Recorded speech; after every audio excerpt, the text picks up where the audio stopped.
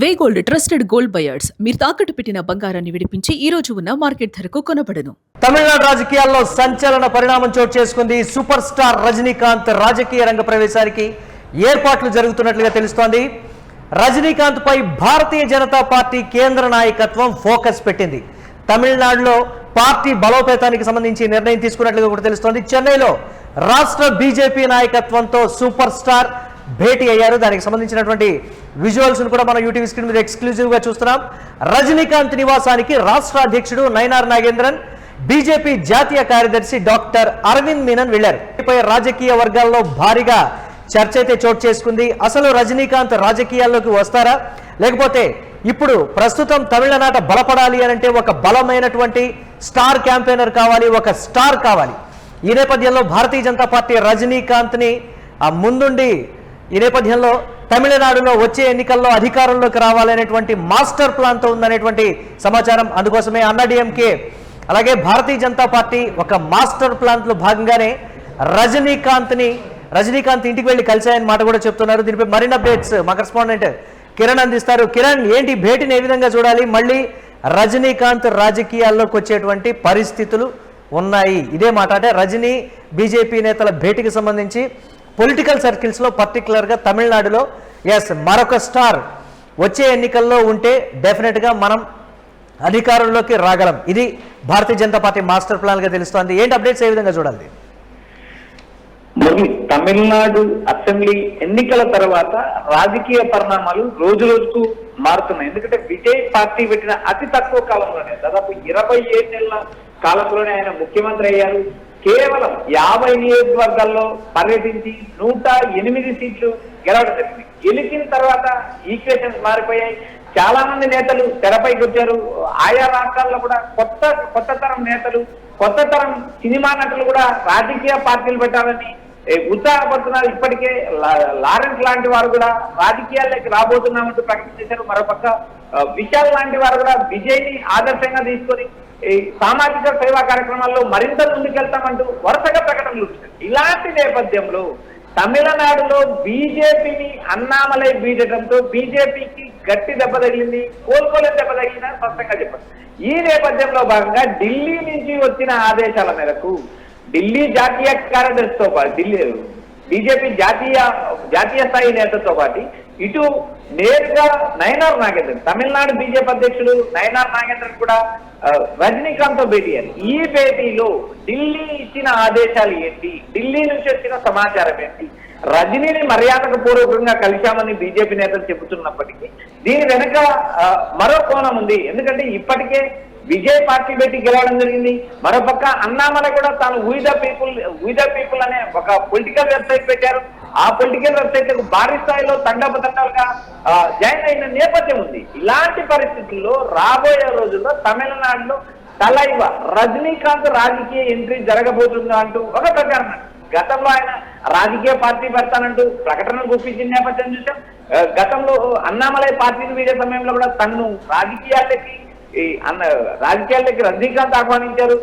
నేను ఆ సమయంలో బీజేపీలో చేరడానికి ప్రయత్నం చేశాను. బీజేపీలో బిఎస్ సంతోష్ కి మాట ఇచ్చాను కాబట్టి నేను బీజేపీలో చేరుతున్నాను. ఆ సమయంలో ఒకవేళ రజనీకాంత్ పిలిచినా నేను పార్టీలో చేరలేనని చెప్పేవాడిని అంటూ అన్నామలై కూడా ఇంకేవేళ ప్రకటించారు. ఈ నేపథ్యంలో అన్నామలై ప్రకటన తర్వాత రజనీకాంత్ భార్య ఢిల్లీ వెళ్ళడం, ఒక పొలిటికల్ వెబ్సైట్ ప్రారంభించే యోచనలో రజనీ కుటుంబం ఉన్నట్టు ఊహాగానాలు, ప్రచారాలు జరుగుతున్నాయి. ఇలాంటి పరిస్థితుల్లో తమిళనాడు బీజేపీకి సంబంధించిన నయనార్ నాగేంద్రన్ ఇటు బీజేపీ జాతీయ నేతలు కూడా ఆయన్ని కలవడంతో కొత్త ఈక్వేషన్లు తమిళనాడులో తెరపైకి వచ్చాయని స్పష్టంగా చెప్పొచ్చు. ఎందుకంటే ఇప్పటికే కీలక నేతలందరూ పార్టీని బీజేపీని వేయడం, అటు గతంలో బీజేపీలో కీలక పాత్ర పోషించిన మాజీ ఎమ్మెల్యే ఇటు టీవీకేలో కానీ అటు అన్నామలై వెంట కానీ నడిచే పరిస్థితులు ఉన్నాయి. ఇలాంటి పరిస్థితుల్లో నేరుగా చాలా మంది నేతలు పార్టీని వీడే అవకాశం ఉంది. ఇలాంటి నేపథ్యంలో తమకు ఒక పొలిటికల్ స్టార్, ఒక బలమైన ఇమేజ్ ఉన్న నాయకుల కోసం బీజేపీ ప్రయత్నాలు చేస్తుందంటూ ఊహాగానాలు మొదలయ్యాయి. మురళి, రైట్, ఏ విధంగా చూడాలంటారు? గతంలో రజనీకాంత్ చేసినటువంటి ఒక ప్రకటన కూడా ఈ సందర్భంగా గుర్తు చేసుకోవాల్సినటువంటి పరిస్థితి. ఇక రాజకీయాలకు సంబంధించి నేను రాజకీయాల్లోకి రాను, వయసు రీత్యా కావచ్చు, ఆరోగ్యం రీత్యా కావచ్చు, కుటుంబం ఇచ్చినటువంటి సలహా మేరకు కుటుంబ సభ్యులు తీసుకున్నటువంటి ఈ నిర్ణయాల భాగంగా నేను రాజకీయాలకు రాను. కానీ ఇప్పుడు డెఫినెట్గా రావాల్సినటువంటి పరిస్థితులు ఏర్పడ్డాయని కూడా తమిళనాట జరుగుతున్నటువంటి చర్చ. భారతీయ జనతా పార్టీ నుంచి మరి ఒత్తిడి అంటారా, లేకపోతే ఆ స్థాయిలో మేము చూసుకుంటాం మీరు ముందుంటే చాలు అనేటువంటి పరిస్థితి అంటారా ఏంటి, దాన్ని ఎలా చూడాలంటారు మనం?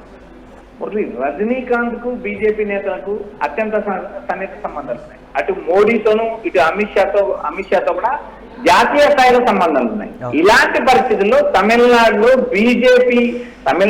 బీజేపీలోకి రజనీకాంత్ ఎంట్రీ ఇస్తే రాబోయే రోజుల్లో ఆయన సీఎం అభ్యర్థిగా ప్రకటించే అవకాశాలు ఉన్నాయి. ఎందుకంటే తమిళనాడులో రజనీకాంత్ ఎంట్రీ ఇస్తే రాజకీయ సమీకరణాలు మారే అవకాశం. ఇప్పటికే విజయ్ అధికారంలో ఉన్నారు. మరోపక్క డిఎంకే బలమైన ప్రతిపక్షంగా ఉంది. డిఎంకే వర్సెస్ టీవీకే రోజు రెండు పార్టీల మధ్య ఆధిపత్య పోరు, మరోపక్క తీవ్ర విమర్శలు కొనసాగుతున్నాయి. అన్నా డిఎంకే పరిస్థితి రోజు రోజు దిగజారిపోతుంది. అన్నా డిఎంకే తన ప్రభావాన్ని కూడా కోల్పోయే అవకాశం ఉన్నాయి. ఇలాంటి సందర్భంలోనే నేరుగా అన్నామలై బీజేపీని వీడారు. అన్నామలై సొంత పార్టీ పెట్టే ప్రయత్నం చేస్తున్నారు. రాబోయే పార్లమెంట్ ఎన్నికల్లో అన్నామలై పార్టీ పోటీ చేస్తుందని ప్రకటించారు. మరోపక్క కొత్త తరం నాయకులు రాజకీయాలకు రావడానికి మొగ్గు చూపుతున్నారు. ఇలాంటి పరిస్థితుల్లోనే తమిళనాడులో రజనీకాంత్ రాజకీయ ఎంట్రీ జరిగితే అది బీజేపీకి పాజిటివ్ అవుతుందంటూ బీజేపీ జాతీయ నేతలు ఆలోచిస్తున్నారు. ఆ నేపథ్యంలో భాగంగా జాతీయ కార్యదర్శితో పాటు నయనార్ నాగేంద్రన్ కూడా మోడీ 12 ఏళ్ల పాలనపై నమూనా ఇవ్వడం, మోడీ చేసిన అభివృద్ధి సంక్షేమ కార్యక్రమాలు వివరించడంతోనే ఈ రాజకీయం ముగియలేదు. తెర వెనుక బీజేపీ అధిష్టానం ఏం ఆదేశాలు పంపిందనే విషయాలు కూడా ఇక్కడ క్షుణ్ణంగా చర్చ జరిగాయి. గతంలో తన రాజకీయాల్లోకి ఎంట్రీ గ్యారంటీ, రేపే ప్రకటన ఎల్లుండే ప్రకటన అంటూ పలుమార్లు ప్రకటించినప్పటికీ రజనీకాంత్ తన వయసు రీత్యా, తన ఆరోగ్య రీత్యా, తనకున్న పరిస్థితులు చూసా అప్పుడు రాజకీయ ఎంట్రీ చేయలేదు. అయితే ఇటీవల విజయ్ సీఎం అయిన తర్వాత ఆయన ప్రెస్ మీట్ పెట్టారు. విజయ్ సీఎం అయినా తనకెంతో అసూయ లేదు, కమలహాసన్ సీఎం అయితే తనకు అసూయ ఉండేదంటే ఆయన చేసిన వ్యాఖ్యలు కూడా రాజకీయ వర్గాలలో కలకలు తెప్పాయి. ధైర్యంగా విజయ్ పార్టీ పెట్టారు, ఒంటరిగా ఫైట్ చేశారు, అధికారంలోకి వచ్చారు. ఇలాంటి స్పిరిట్ కానీ ఇలాంటి స్ఫూర్తి కానీ ఏ రాజకీయ నాయకుడు ప్రయత్నించిన నేపథ్యం లేదు.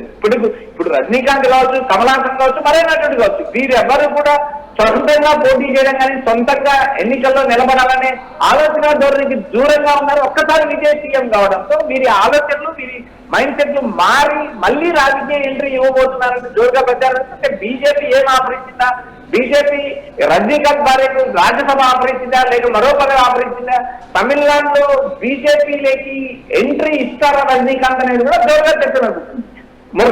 రైట్, చూద్దాం ఏ విధంగా ఉండబోతున్నాయి. మొత్తం మీదైతే తమిళనాట రాజకీయ పరిణామాలు వేగంగా మారటంతో పాటు ఎంతో ఆసక్తికరంగా కూడా ఉన్నటువంటి పరిస్థితి. ఇది ఒక సంచలన పరిణామంగా కూడా ప్రస్తుతం తమిళనాడు రాజకీయ వర్గాలు అయితే చెప్తున్నాయి. భారతీయ జనతా పార్టీ ఒక స్పష్టమైనటువంటి హామీ ఇచ్చి పథక రచన కావచ్చు, ఇతరత్ర అన్నీ మేము చూసుకుంటాం, మీరు ముందుండి నడిపిస్తే చాలు. వచ్చే ఎన్నికల నాటికి ఇప్పుడున్నటువంటి పరిస్థితులు కావచ్చు, లేకపోతే రాబోయే రోజుల్లో ఏ విధంగా పరిణామాలు ఉండబోతున్నాయనేటువంటి ఒక అంచనాకు వచ్చినటువంటి భారతీయ జనతా పార్టీ వచ్చే ఎన్నికలకు ఒక స్టార్ మళ్ళీ ఎన్నికల్లో నిలబడితే అదే ప్రభంజనాన్ని సృష్టించి ఎలాగైనా సరే తమిళనాడులో పాగా వేయొచ్చు అనేటువంటి ఒక రాజకీయ వ్యూహంలో భాగంగానే జాతీయ నేతతో పాటు రాష్ట్ర అధ్యక్షుడు నయనార్ నాగేంద్రన్తో కలిసి రజనీకాంత్ ఇంటికి వెళ్ళడం, రజనీకాంత్తో భేటీ అవ్వటం, కీలక పరిణామాలకు సంబంధించి చర్చించారు.